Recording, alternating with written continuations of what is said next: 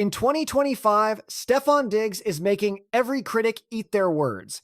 85 catches, 1,300 yards, and he's carrying the Patriots all the way to the Super Bowl. But it feels like only yesterday the world was writing him off as finished. Man, they were saying I was washed up.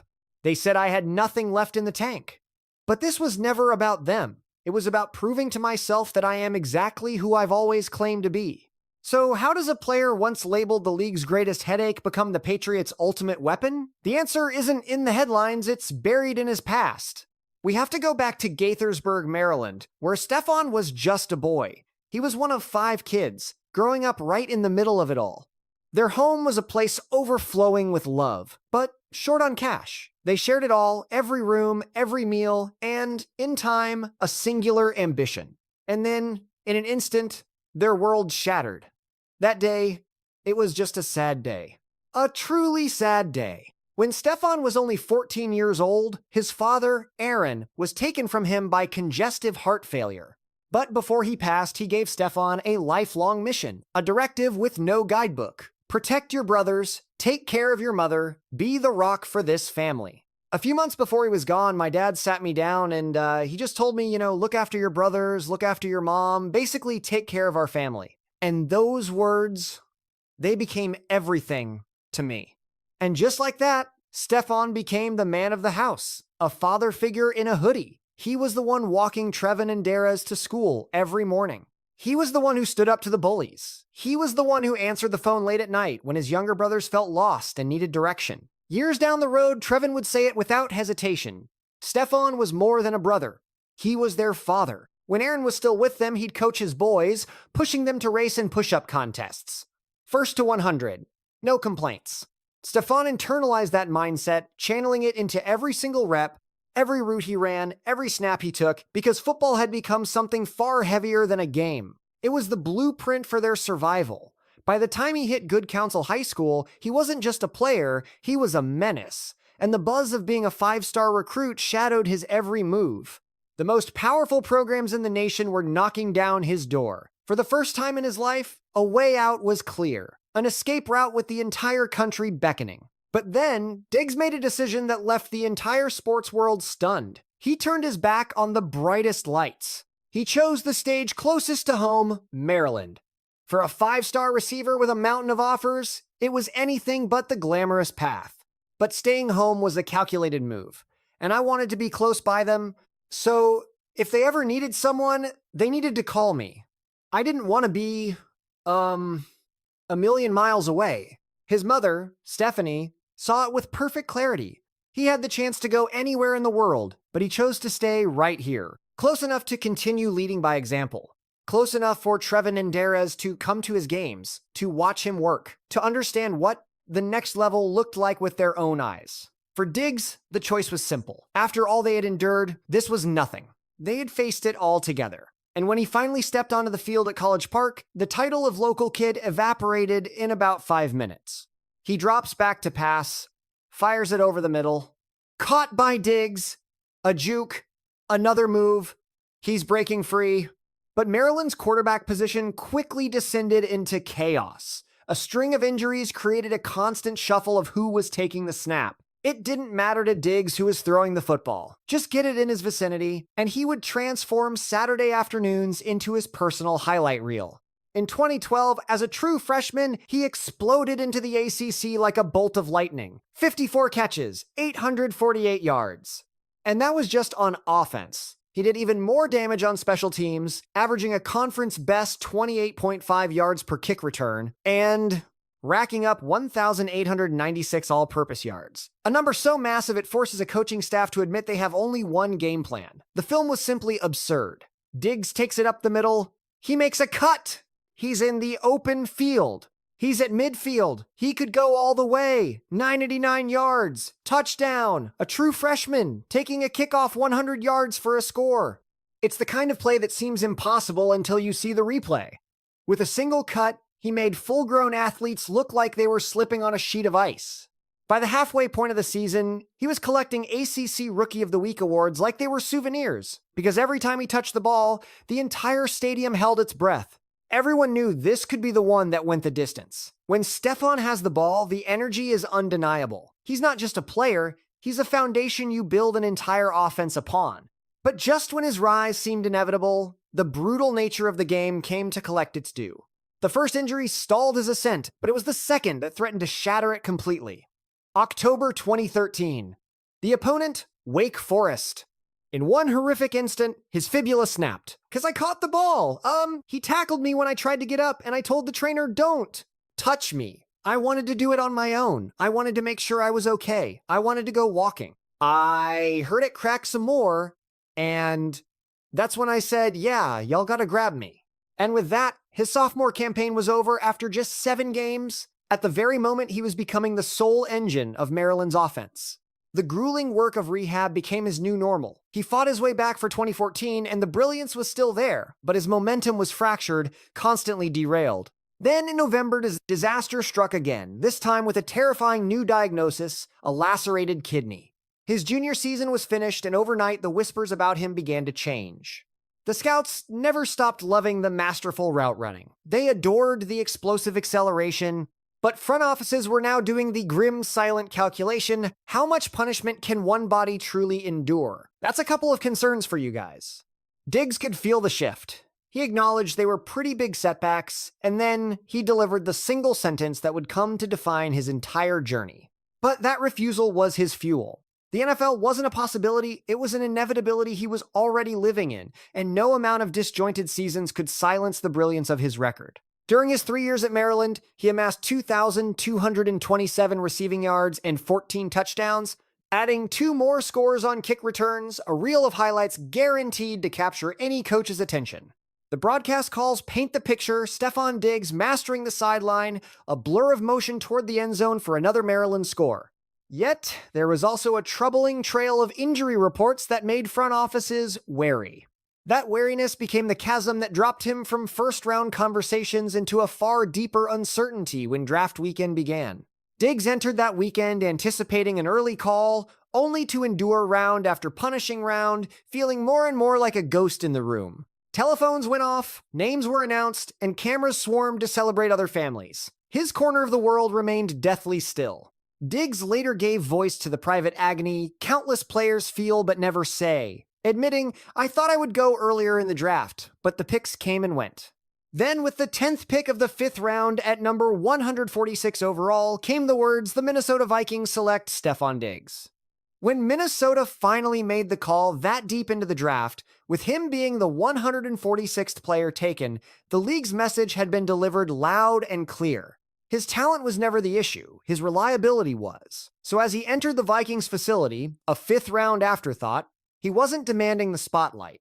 He was simply fighting for a single snap, declaring, "Right now, I'm going to just be the best person I can be for the team." He was driven by one goal: contribute any way I can. I'm a competitor, I'm going to do everything I can. In the beginning of his first year, that chance seemed impossible. Diggs was on the inactive list for the first 3 contests of his rookie season. He was forced to watch from the sidelines as the league marched on without him. But when the Vikings finally put him in the game, the period of patient waiting came to an explosive end. The play call was a thing of beauty, a quarterback firing a rocket downfield, Diggs wide open, leaving his feet for an unbelievable sprawling catch. In his NFL debut as a starter in Week 6 of 2015, Diggs exploded for 7 catches and 129 yards, marking the first 100-yard performance by any Vikings receiver that season. The very next game, he did it again, back-to-back performances of over 100 yards, making him the first Vikings rookie to accomplish that since the iconic Randy Moss. Through his first 4 games, he compiled a stunning 419 receiving yards, a historic debut second only to Anquan Boldin for the most productive start by any player since 1960. By the end of his rookie year, the ledger read 720 yards and 4 touchdowns. The soundtrack of the season became the announcer's call: Stefon Diggs streaking past the 30, the 20, the 15, the 10, touchdown. The 5th-round label was officially erased, the starter's credentials were now etched in stone, and once Diggs earned that definitive role, he gave Minnesota far more than just consistent numbers. He gave them a weapon who could take one ordinary catch on the sideline and, with only 10 seconds remaining, spin it into a legendary play the NFL would immortalize. The date was January 14th, 2018, the setting the NFC divisional round, The feeling in the air was electric. They're going to go all the way this year. You can feel it. The New Orleans Saints were in the building. Minnesota was behind 24-23. As the final seconds bled away, the stadium fell into a deafening, expectant silence, as if inhaling in unison. Case Keenum dropped back from center, launching the ball toward the right boundary, where Stefon Diggs rose up and secured it. He expertly kept his feet in bounds, then turned upfield into a sea of open grass as if a secret passage had just been revealed. Touchdown. It was an unbelievable walk-off score as time expired. US Bank Stadium descended into pure pandemonium. Officially, Diggs' final line was 137 receiving yards and 2 touchdowns. But the box score was a whisper compared to the thunder of that final moment. The ending was the only thing that mattered. That play marked the first time in NFL history a playoff game had concluded on a game-winning touchdown with 0 time left on the clock. It was an instant piece of folklore, with an image burned forever into Vikings history. The vision of Diggs ripping off his helmet, launching it skyward, before being swallowed by a sea of teammates in a celebration too enormous for the building to contain. The league immediately gave the moment a title worthy of its legend, the Minneapolis Miracle. "I can't believe what I saw," one person exclaimed. A moment like that felt like the foundation for a flawless dynasty in Minnesota. But only a couple of seasons later, it was Diggs himself who declared that his own perfect future had to be somewhere else. Stefon Diggs put his intentions on display for the world, first with a tweet stating it was time for a new beginning, and then when a fan called it fake. He bluntly replied, "No, something's going to happen." That confirmation stung because Minnesota had paid him like a franchise cornerstone. 5 years, $72 million. He had lived up to the deal, posting his first 1,000-yard season in 2018. But after that, the team's offensive identity underwent a radical transformation. Coach Mike Zimmer committed fully to a run-heavy scheme, and the passing game evaporated. The Vikings threw the ball 26% less in 2019 than they had the year prior. Against all odds, Diggs still delivered 1,130 yards on just 63 catches, an absurd 18 yards per reception. Even so, he felt trapped. As he described it, "It was like they treated me like a number one, but then at times it kind of like they played me small. So, it was kind of like a little bit of a mind game." His displeasure soon became impossible to ignore, with observers noting it looked like he wasn't happy with the way the game was going, even though they were in the lead. The scoreboard didn't matter when he wasn't getting the ball. His discontent began to show in his actions when he missed practices and meetings in early October. In 2019, the franchise fined him nearly $200,000 for his absences. But when reporters asked if the trade rumors held any weight, he refused to extinguish the flames. Instead, he offered a smirk and a statement that said everything, "I feel like there's truth to all rumors." From that point on, even his own teammates could see the writing on the wall. Adam Thielen admitted he saw the writing on the wall, and frankly, he was ready for a change. Then Diggs himself sealed the deal with a tweet that ended an era. "It's time for a new beginning." Minnesota finally obliged in March of 2020, sending Diggs to Buffalo. Stefon Diggs circling the wagons now, a Buffalo Bill after both franchises finally struck a deal. And the instant he joined forces with Josh Allen, the entire league discovered the weapon Minnesota had kept under wraps. The moment Diggs landed in 2020, Josh Allen at last had a weapon who punished even a hint of hesitation. One clean move off the line, one violent break, and the football suddenly had a sanctuary. He's been completely dedicated to the team. When I'm in a rut, he'll let me know, like, "I've got you. I got you, brother. Just get me the ball. I will make a play for you." That is why my faith in him is absolute. The rapport was immediate, the kind of silent understanding that makes an offense seem brilliant without changing a single play. By December, his statistics defied belief. Diggs concluded his first year in Buffalo with 127 catches and 1,535 yards, leading the NFL in both. They're holding off the pass rush. Allen surveying, to the end zone, touchdown. He shattered franchise records, earned a first-team All-Pro selection. The Bills didn't merely upgrade a role. They fundamentally altered what defenses were permitted to attempt. If a defense played man-to-man, Diggs destroyed their leverage. If they sat in a zone, he located the vulnerability as if it were painted on the turf.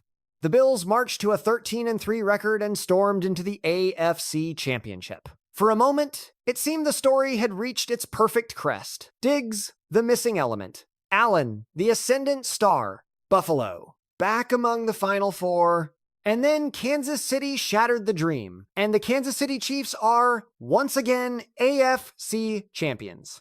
After the crushing loss, cameras captured Diggs in an act that tells you everything about his very soul.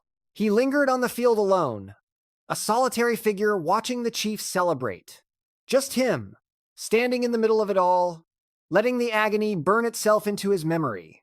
You know, Stefon Diggs was the last man off that field. He looked incredibly emotional, not just after the game was over, but during the entire contest. Over the next couple years, he continued to perform at an elite level. Pro Bowl seasons, staggering numbers, the unwavering focus of every defense he faced, but the championship ring never materialized. Buffalo kept climbing to the peak, only to be cast down before the entire world. Each playoff failure tightened the pressure around the most intense warrior in the locker room, because when you burn with the fire that Diggs possessed, losing never goes away quietly. It bled out for all to see, and the very inferno that made him a legend started to be branded a problem. Buffalo kept getting close enough to taste victory, only to watch it be stolen away, looking to the end zone for the win. He caught it. Ball game, Chiefs. After the soul-crushing 13-second loss to Kansas City, Diggs stood there again in stunned silence, absorbing the sounds of another team's glory. January of 2023 cut even deeper. The Bills were being routed by Cincinnati when the cameras caught Diggs erupting on the sideline, yelling in Josh Allen's direction as the offense faltered. You're seeing the frustration boil over. You know, Diggs is desperate to win. The man is a fiercely emotional competitor. In the aftermath, he stormed from the locker room before the coaches had even entered, needing to be coaxed back to prevent an act of pure, unadulterated rage. The next day, he made a public defense of his own passion. You want me to be okay with losing? Not a chance. After that, the rumors became a constant storm. He skipped off-season activities. The diva label began to stick. Even his own brother tweeted that his time in Buffalo was done. Then, in 2024, the Bills finally cut the cord and dealt him to Houston. In the AFC involving Stefon Diggs, who was on the verge of his 10th season in the NFL, now joining his third franchise after being traded. From the Bills to the Houston Texans, the Texans were counting on his veteran presence for C.J. Stroud. Diggs attempted to embrace his new role. Then, midway through the season, his own body betrayed him.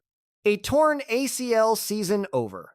Breaking news in the NFL. This is a devastating blow for the Texans. Wide receiver Stefon Diggs will be lost for the remainder of the season.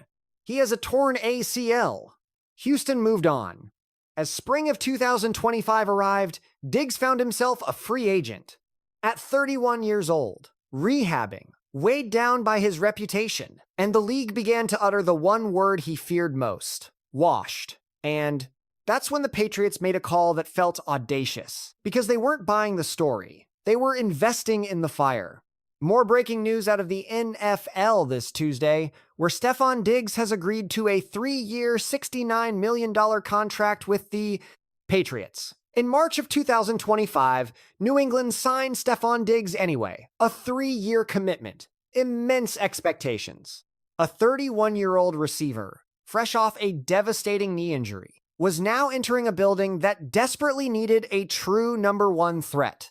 And a rookie quarterback who needed a lifeline fast. The first crisis erupted before week 1. This video emerged appearing to depict Diggs on a boat, surrounded by women, holding a bag with an unknown pink substance inside. One of the women is later seen apparently taking the bag from Diggs. That footage from the yacht went viral, and the backlash was immediate. The same old narratives, the same tired attacks, came out, and Vrabel publicly supported his focus and his passion. Tireless rehab, obsessive film study, flawless routes, and obsession with the smallest details. The word from organized team activities was that his work ethic was second to none, and Vrabel publicly endorsed his intensity and his process. For all of our players, we were trying to make sound judgments, and any discussions I have had with Stefon will stay between the two of us and this organization. Drake May saw it all. The rookie quarterback described Diggs as a powerful voice in the locker room. Their on-field chemistry forged the only way true trust is ever built, through endless repetition, sharp corrections, and unvarnished honesty. At first, New England brought him along with caution, allowing the knee to fully heal. The moment he took the field, the entire offense discovered its center of gravity. May fires a strike over the middle. He has Diggs. Stefon Diggs at the 5-yard line. A vicious stiff arm as he lunges for the pylon. A touchdown. Third down suddenly stopped feeling like a gamble. Defenses were forced to contort their coverage to account for him, and in the space he created, opportunities blossomed for everyone else. Then came the proof. 85 catches for 1,003 yards. He became the Patriots' first 1,000-yard receiver in nearly a decade. During the AFC Championship, Denver treated him as the singular threat, throwing double teams, bracket coverage, and ceaseless attention his way. Still, New England clawed their way to a 10-7 victory, securing their spot in the Super Bowl. I have fallen short on so many occasions. The only thing I can call this is perfect timing. So when those stadium lights ignite and the ball is placed on the tee, you have to remember how this all began. With a single promise made in Gaithersburg, a title earned in Minnesota, and one last shot here in Foxborough. Now, it is 2 weeks of relentless noise, blinding cameras, and scalding hot takes, washed, overpaid, a locker room cancer, the exact same labels that haunted Diggs from Buffalo to Houston, and through punishing rehab now pursued him to the most prominent stage in all of sports. It would mean everything to me. Listen, I've been playing this game since I was 5 years old. My only dream has been to become a champion. I have always wanted to be a Super Bowl champion. And that chance is right here, staring us in the face. In defiance, New England leaned into the powerful symbolism of his journey. They made plans to send Diggs out as an honorary captain for the opening coin toss. May commands the headlines because he represents the future. Diggs carries the pressure because he represents the proof. Every single route becomes a referendum on his worth. Every target is a test of that knee, of his age, of his reputation. Yet beneath all that noise lies the one thing nobody can dispute: a 14-year-old promise. Diggs once wrote that his father lived in his thoughts on every snap he ever played. That weight doesn't fade at the Super Bowl. It only gets louder.